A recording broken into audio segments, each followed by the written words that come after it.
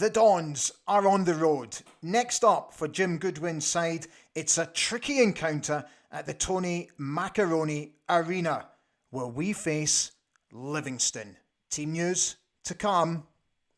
This is what it means at the top of the table. So quite simply, a win tonight just edges us ever closer to Rangers.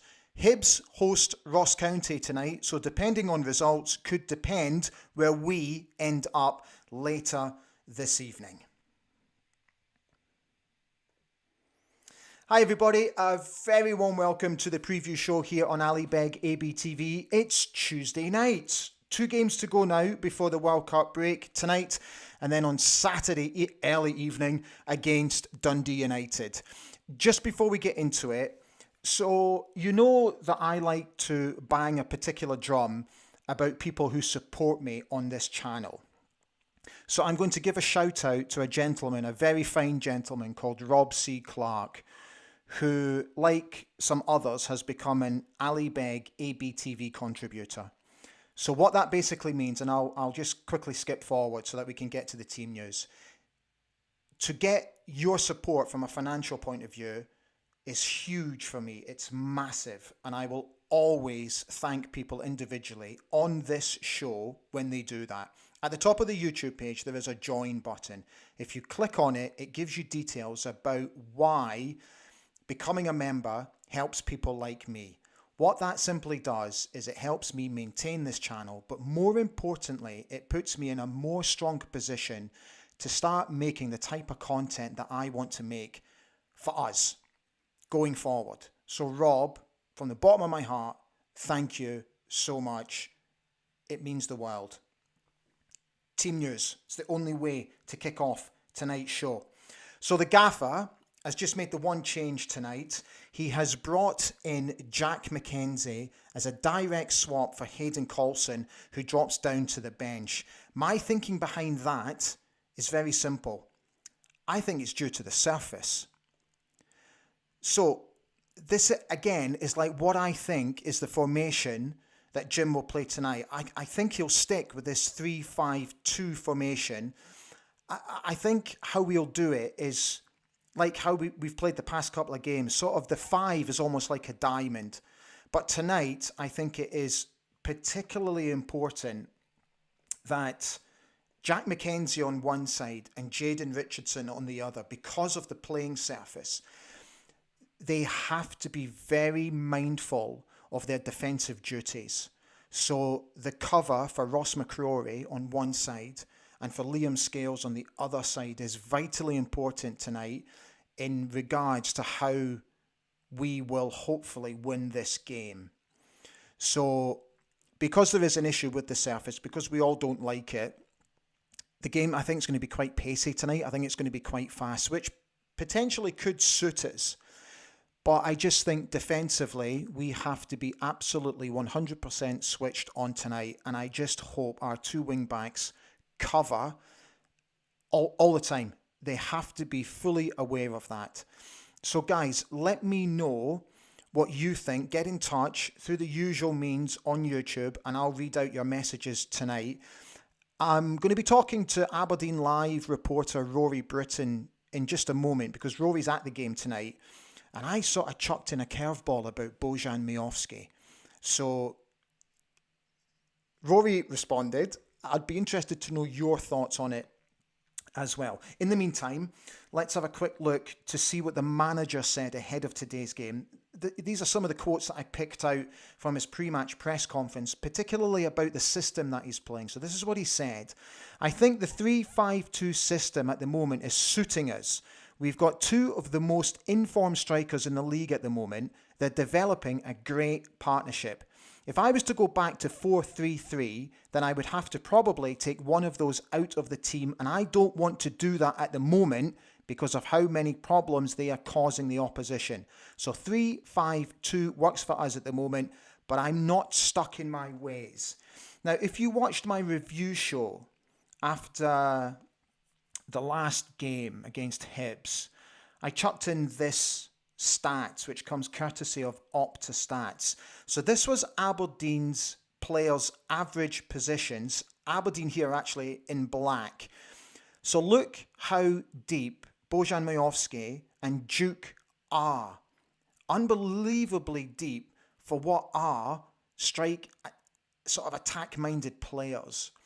So Jim's thinking behind that was obviously to play deeper and to hit Hibs on what was the counter attack. And it worked perfectly last Friday against Hibs. And I just have a feeling that tonight, because of the way Livingston play, he could go down that route as well. So let me know what you think. So Rory Britton is on his way. He's probably at the Tony Macaroni arena now. So I caught up with him earlier today before he set off to have a little chat about today's game. And this is where I'm really intrigued to get your thoughts about what I said about Bojan Majowski. So here's my chat with Rory Britton. Hi Rory, thank you for jumping on. I know you're heading to the game later today, so I thought we'd jump on now before you set off and have a little chat. First of all, let me gather your thoughts on how you see the game going tonight.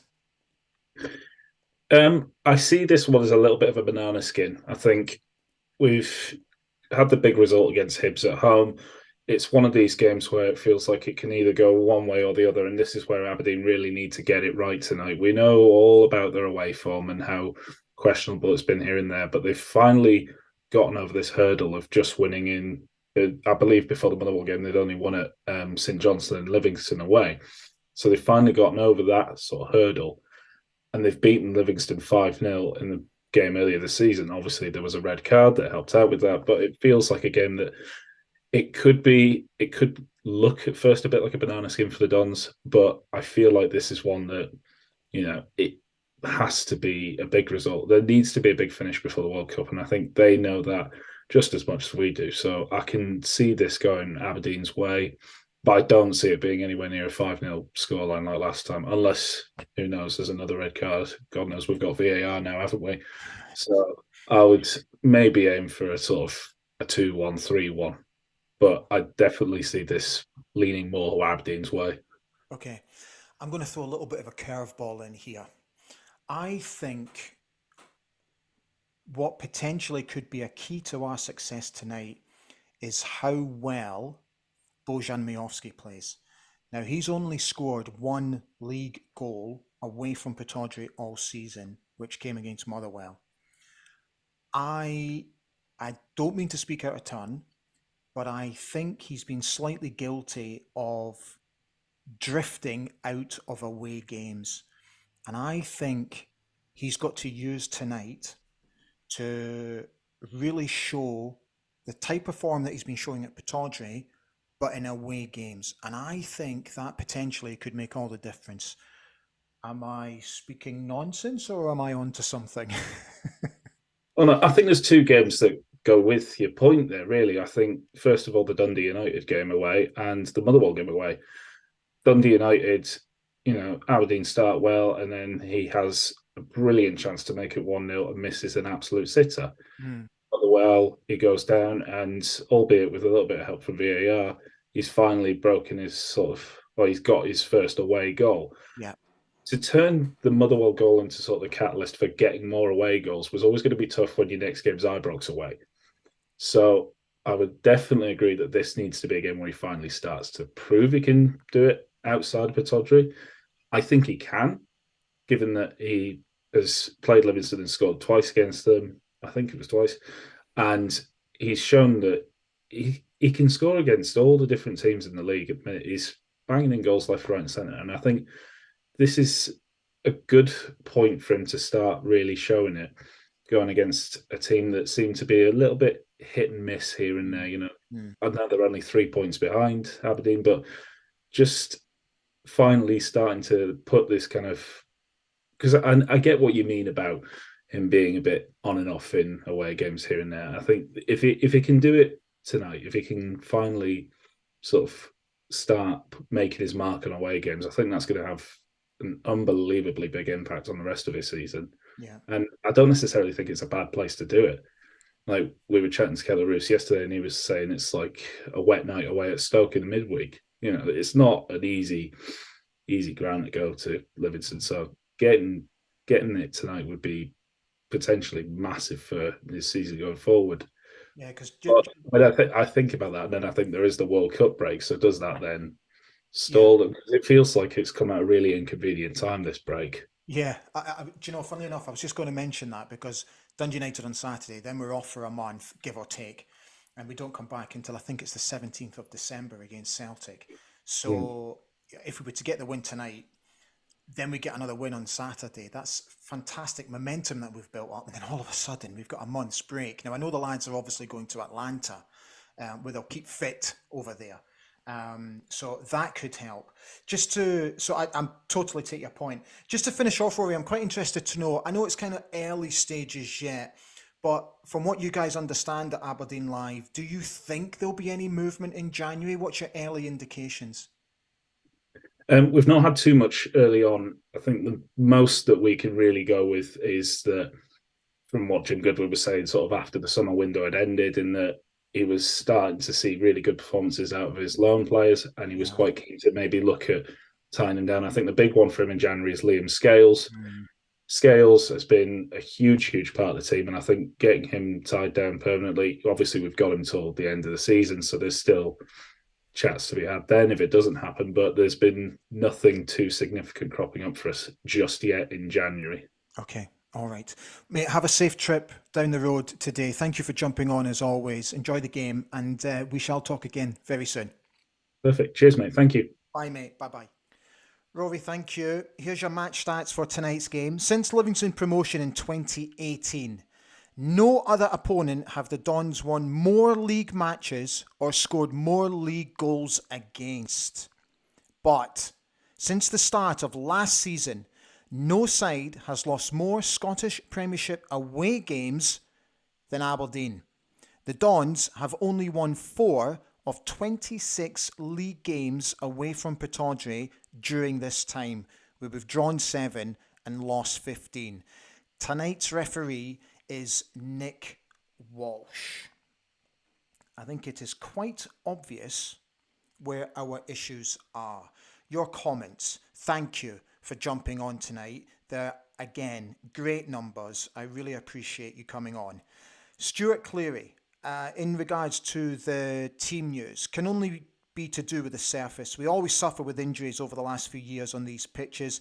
As the manager says, need to get rid of these pitches. I get why they're there because of the community and the income it generates, but I agree. They have to go.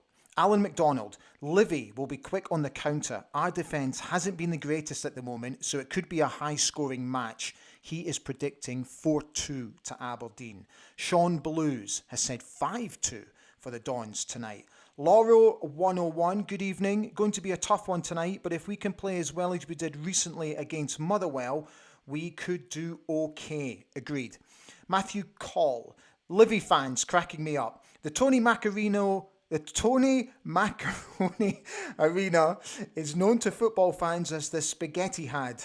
Now the club are advertising tonight's game against the mighty Dons as El Clasico at El Plastico.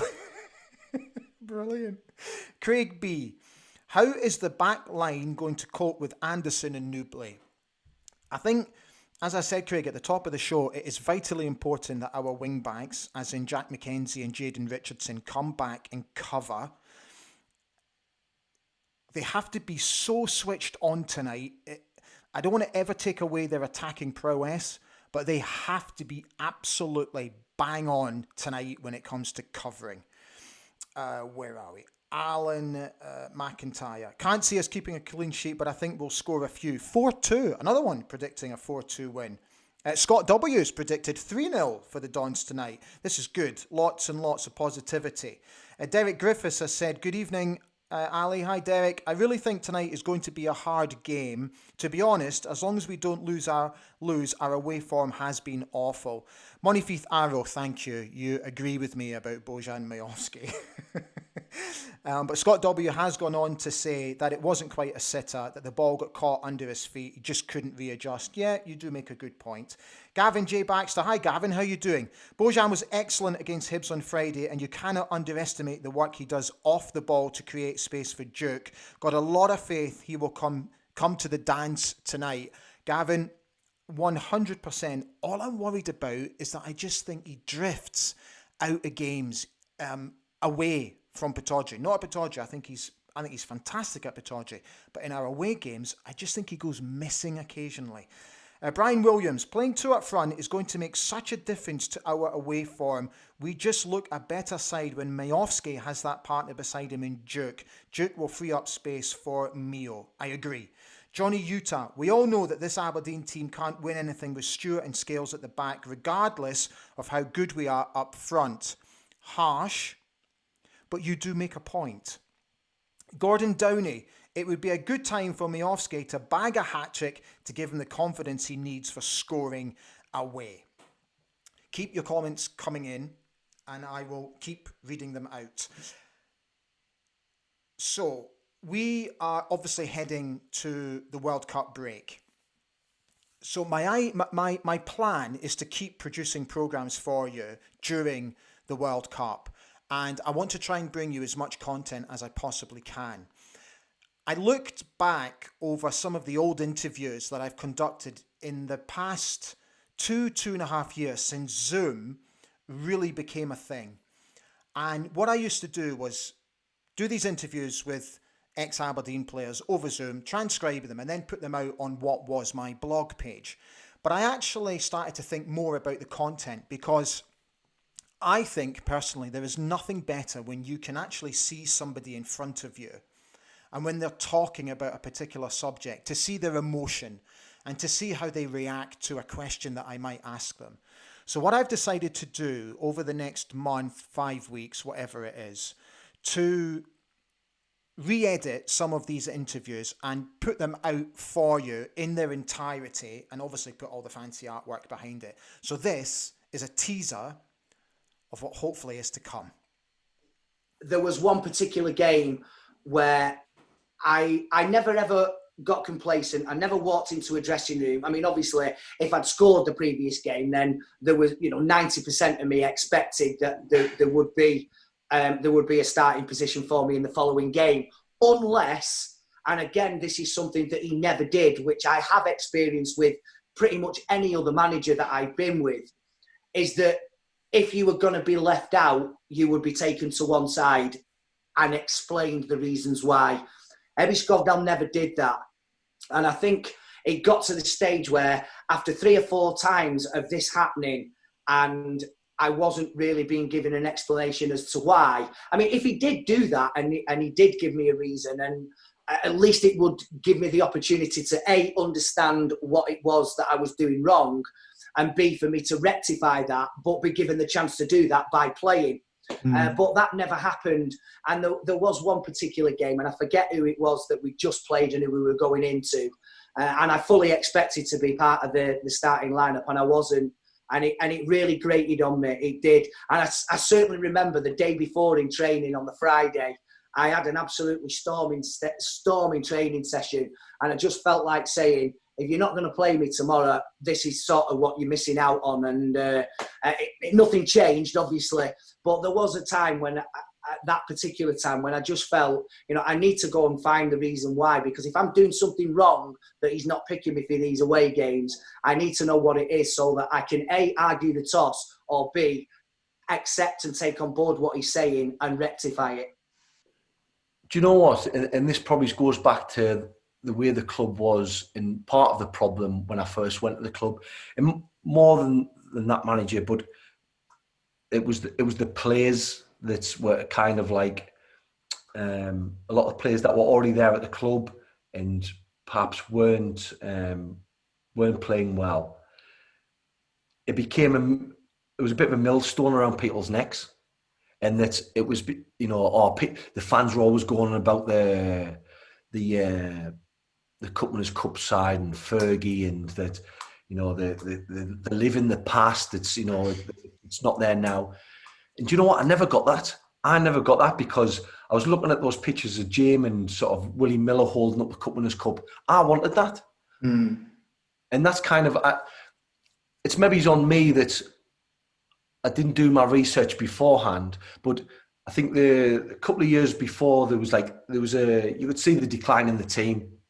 And from when Willie was manager There's probably a decline in the standards at the club, and then it got to a point where, like I said, people were players were bitter about it, that the fans kept going on about this team and about Sir Alex, and I never got it at all. I never got it. And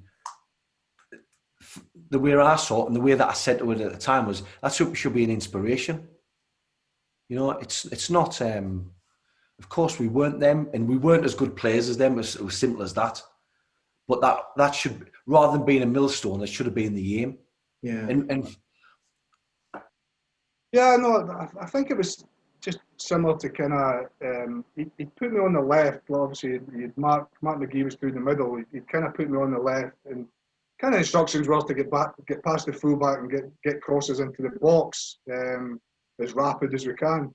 Because I think, just on remembrance, I think the goals came really late, didn't they? Then yeah, so the came just after 94, 95 in extra time. Yeah, so the equaliser came with 2 minutes to go, which took us into extra time, and then he got the winner about 5, 6, 7 minutes into extra time. Yeah, extra time. I'll always remember it on the left and crossing it for Mark, and him putting it in. It was like the atmosphere at Pittodrie that night, which like every European game was unbelievable. The place just lifted, you know, especially being 2-0 down the first leg.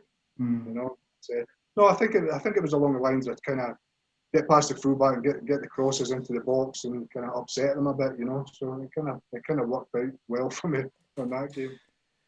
Ben Thornley, David Priest and Willie Faulkner are just a handful of those who I have spoken to.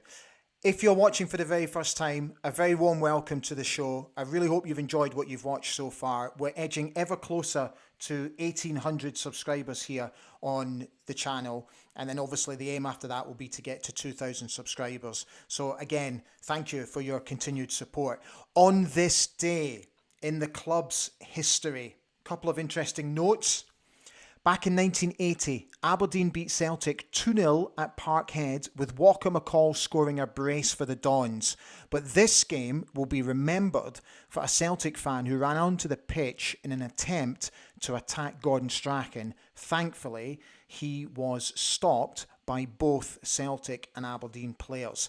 And back in 2007, Aberdeen draw 1-1 with Lokomotiv Moscow at Pittodrie in a UEFA Cup Group B ties, and a diamond opened the scoring for the Dons before Moscow equalised in first half injury time. Edging closer to kick-off, a couple more of your points. Matthew Call has predicted a 2-0 win for the Dons. Craig B has said, excited to watch these interviews. It's the reason why I wanted to get them on, Craig, because they are good. The guys are absolutely fantastic. They've all got some incredible stories to tell, and I just think it makes for good content for the channel, and I think it would fill the perfect gap during the World Cup. Kieran Donald has said, Stewart isn't near good enough, looks shaky and gives the ball away far too many times. I have no confidence in him at the back. It is a continuing trend with a lot of the support that they are worried about our captain and how he plays. I totally get why people are worried about him. I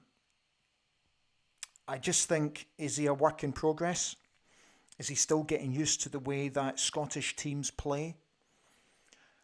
Has he not settled because he's now playing in a 3? I don't know. I don't know what the answers are. I wish I did know. I wish I had the answers, but I don't. But I do have confidence in him that he will come good. And I think, as what Rory said in our interview, I think Liam Scales, it could be a big factor in whether he signs for us or not, and how much that would help that defensive partnership. It's going to be a really interesting couple of months. Boys and girls, we're done. Thank you again for watching tonight. I hope you've enjoyed the show. I'll be back tomorrow night for the review show at 9 o'clock UK time. So I really hope you can join me then. all that's left to say, as always, as we bid you a fond farewell, is the very best of luck to the lads tonight. Let's get this monkey off our back. Let's win an away game. Let's show what we can do tonight, like what we did against Motherwell a couple of weeks ago. And let's build momentum. Let's get into the Dundee United game. Let's finish this part of the season on an absolute high. Come on, lads. You can do it tonight. See you soon. Enjoy the game. Bye for now.